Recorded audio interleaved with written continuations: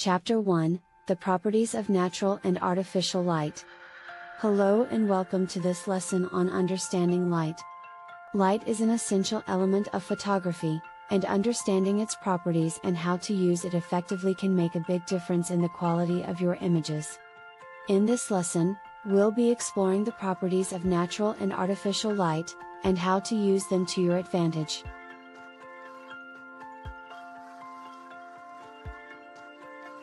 Natural light can vary greatly, depending on the time of day and weather conditions. Some of the key properties of natural light include its color temperature, intensity, and direction. Understanding these properties can help you make decisions about how to shoot in different lighting conditions, and how to adjust your camera settings to achieve the desired result.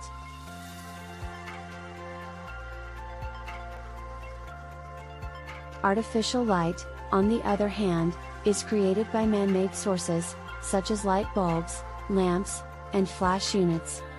Some of the key properties of artificial light include its color temperature, intensity, and quality.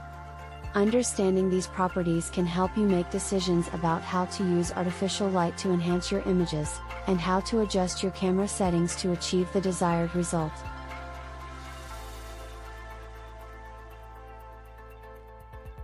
That concludes our first chapter on the properties of natural and artificial light. Chapter 2, How to use light to create mood and atmosphere.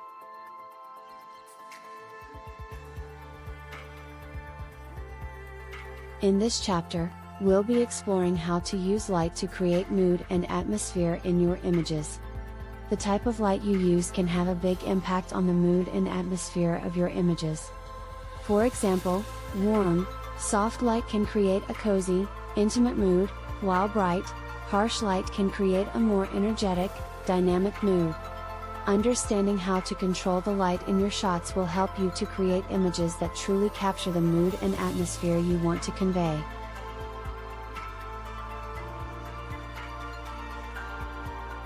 You can use a variety of techniques to control the light in your shots, such as adjusting the direction, intensity, and color of the light, or using reflectors or diffusers to modify the light.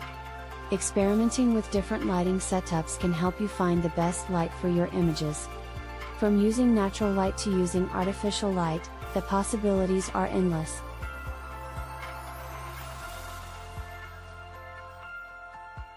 And that concludes our second chapter on how to use light to create mood and atmosphere. Welcome to Chapter 3 of Understanding Light, where we'll be discussing tips for shooting in different types of light. Whether you're shooting in natural light or artificial light, there are certain techniques you can use to get the most out of your photos.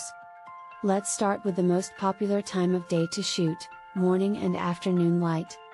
This type of light is known for its soft and warm quality and is perfect for portraits, landscapes, and still life photography. When shooting during these times, look for open shade or use a diffuser to soften the light and avoid harsh shadows. The golden hour, which is the hour before sunset and the hour after sunrise, is also a great time to shoot. This type of light is characterized by its warm, golden glow and can create stunning images with a romantic and dramatic mood. When shooting during the golden hour, consider using a tripod to keep your camera steady and be aware of the changing light as the sun sets.